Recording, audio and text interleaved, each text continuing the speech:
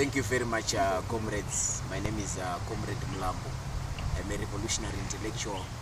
Today I'm in Mutare with my brother, a fellow comrade who is a decorated comrade at the University of Zimbabwe, a freedom fighter, Comrade Basopo. We are here today against the background of various tectonic movements placed in our body politic. We witnessed the death of Morgan Richard Shangrai, may his soul rest in peace. We also witnessed the 100 days of President Nelson Mnangagwa's governance. We've also witnessed Robert Mugabe uttering nonsense and rubbish as we have entered yet another state in the body politic of our country. But what is fundamentally critical at this juncture is the ascendance of Comrade Nelson Chamisa as the president of the Movement for Democratic Change. And we want to discuss and cross-pollinate ideas on how we see the hashtag generational consensus, how we see the hashtag generational mandate going forward with Chamisa at the home of the opposition party. So, Comrade Basopo, you can equally share your ideas as we go forward. Thank you very much, Brother Mlambo. Thank you, Zimbabwe. Today, of course, we are in the Eastern Province, Manicaland Province, in this 390,757 square kilometer teapot-shaped land called Zimbabwe. Whereby, of course, we are trying to come up with a generational consensus. We're trying to find a common convergence position in the whole body politic in regards to what's really happening at the moment, what has been happening before, and what are you looking forward to as a country. Brother Mlambo, I think as we have just said, we've seen a lot of developments in the modern day body politic. We've seen the death of Dr. Morgan Richard Shangrai, revolutionary from Maumanikwa village. The only tree which was the longest in the political Amazon in the whole country. So may his soul rest in eternal peace. We have seen the ascendancy of one, the deep on the political back. I mean, the emir of Transjordan, one Nero or what's your name then? Nelson Chamisa. Oh, Nelson Chamisa. Wamba. So, Brother Mlambo, you can. So going forward, our message is simple. Our consensus is simple. We are of the conviction and belief that it is time for young people to take the reins of power in this country. It is time for Mulumutapa building to be occupied by young people. It is time for number 1 Chancellor Avenue to be occupied by a young person. Yes. That we are very clear.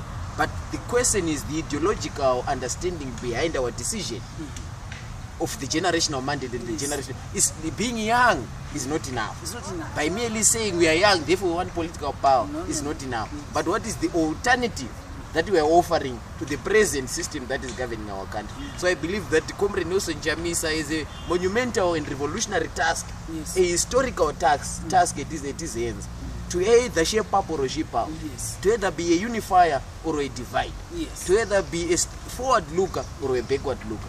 The journey that President Morgan Shangrai walked on, it was not a journey that was full of roses. It was a journey that was marked and bumped. It was a journey that was characterized by thorns, bruises, being beaten, treason charges, etc., etc. So Nelson Chamisa, against the background of an institution like the MDC, has got a monumental task to unite the MDC broadly and include civil society organizations broadly, and include the young people of this country, broadly include vendors, broadly include the peasants, broadly include students. That is the task that Chamisa has. If he has a narrow focus of only grabbing political power at the expense of a broad shared generational consensus or a generational mandate, his ambition to be I think it doesn't need a rocket scientist, neither does it need an acrobatist, nor does it need a medical practitioner. I think it's really go to to Chamisa at the moment is the man of the moment. The trending youth. Is the trending youth in a country where 67% of the whole body politics below the age of 35. The whole population, they are below the age of 35, they are youth. So I don't know, it's up for the Zimbabweans to decide not to listen to this one, Bob, who was deposed by the very same system that he created. You wonder, does he really want a democracy, or he wants a duplicable apotheosis of an hemorrhaging plutocracy, cascading the uzu into a mobocracy, with all the ossifying proclivities of a kakistocracy. The challenge that Mugabe is he's trying to question the constitutionality of President Mnangagwa's government, the legitimacy of President Mnangagwa's government, whereas Mugabe alone was ruling on a bedrock of illegitimate. That one. You can't rule for 37 years legitimately.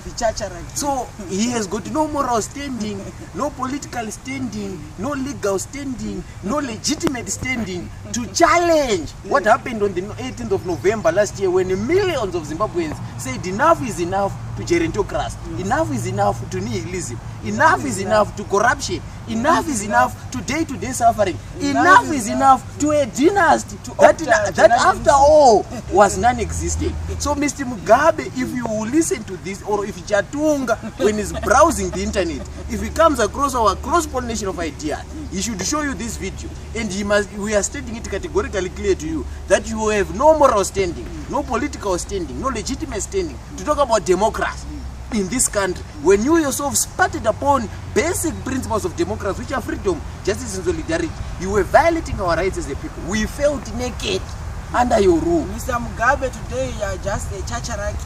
Today you are just a motor mouth, a vain babbler, a confused old man.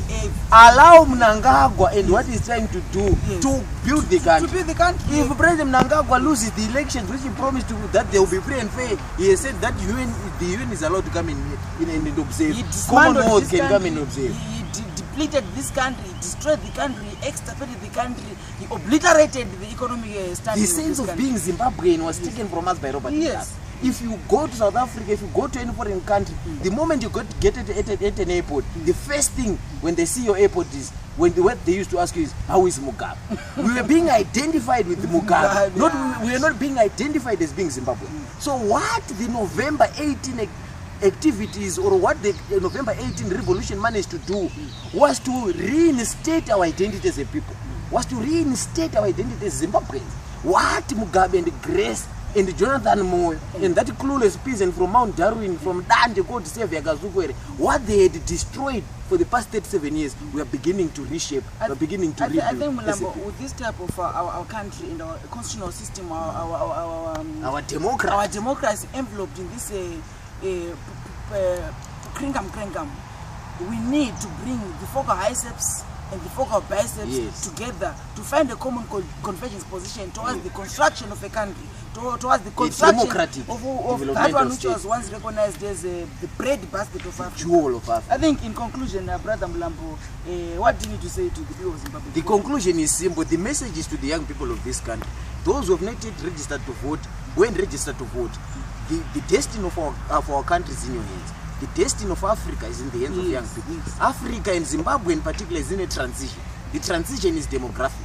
The transition is sociological. The transition is technological. So in short, African youth, in particular Zimbabwean youth, we must understand that it is now our time. Gone are the days that we were being told that we are leaders of the future. We are leaders of today and now. So African youth, Zimbabwean youth, shape up or shape out.